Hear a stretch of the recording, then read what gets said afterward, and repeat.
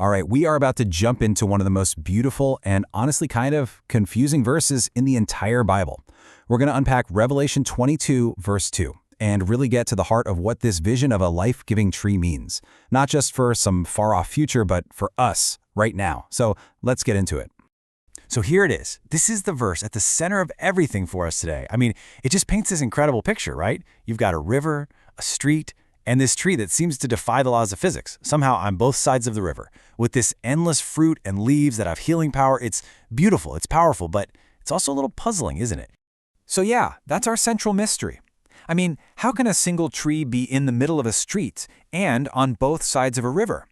What's the deal with 12 different fruits? And what could it possibly mean that its leaves are for healing entire nations?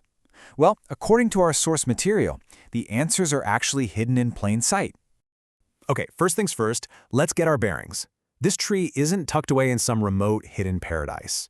The vision puts it smack dab in the middle of the city's main street, the Platea, which is, the hub of community, of daily life. It actually spans the river, making it totally central and accessible to absolutely everyone. That location? It's our first major clue.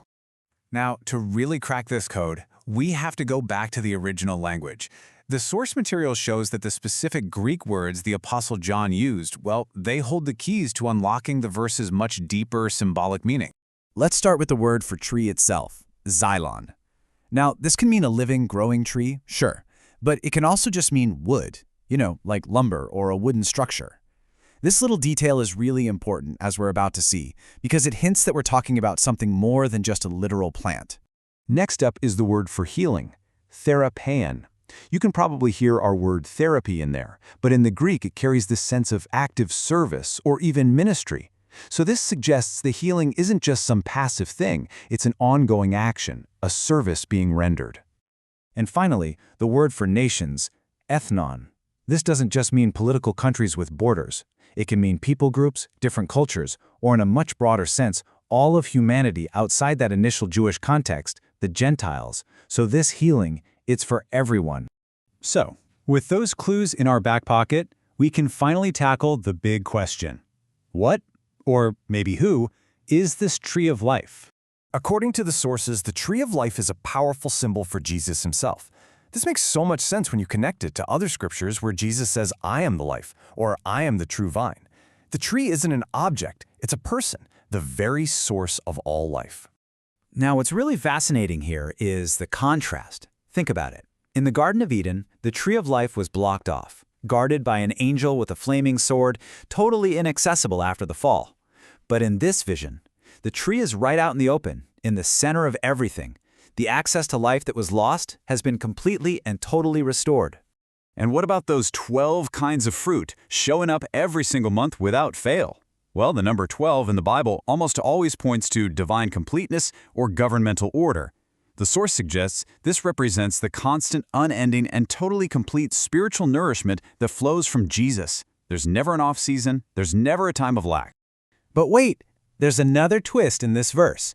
A really subtle detail hidden in a single, tiny pronoun that just changes everything. And once you see it, the whole picture gets even deeper. Did you catch that? The text says the tree yielded her fruit.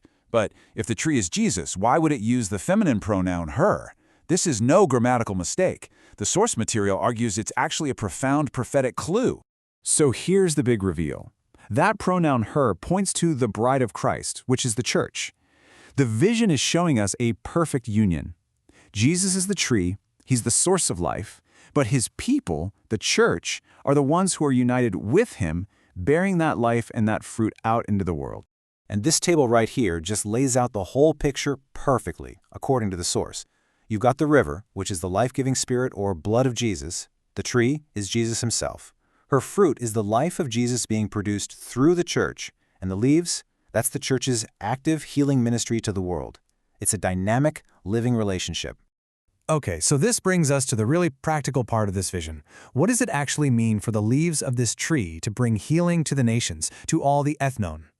And the source is crystal clear on this. This is not just about some far-off heaven someday. That therapein, that healing service we talked about, is the present-day mission of the church. It's supposed to be happening right now, wherever the life of the tree is flowing through its branches. So what does this healing actually look like in the real world? Well, it's the gospel in action. It's about mending broken hearts, restoring purpose and identity to people who feel lost, breaking down the walls of division that separate us, and bringing God's wholeness into broken systems. The nations are healed by the presence of Jesus living in and through his people. So finally, where did all of this begin? How did this become possible? The source material traces this entire powerful vision of life and healing all the way back to a single moment in history. It all comes back to the cross. When Jesus cried out, "It is finished," that wasn't just an end, it was a beginning. That was the moment the fountain was opened. The barrier to the tree of life was torn down, and that river of life began to flow freely to anyone and everyone who would receive it.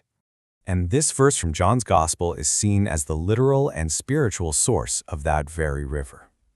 The blood and water that flowed from Jesus' side is the river that sustains the tree of life and empowers the healing ministry of its leaves. It's all connected. So we're going to end with this thought. If this interpretation is right, if the tree is Jesus and his life flows through his people right now, it means the leaves for healing are in our hands today. The vision of Revelation 22 isn't just a promise for the end of time, it's a commission for right now. So what brokenness around you is waiting for the healing that flows from the tree of life?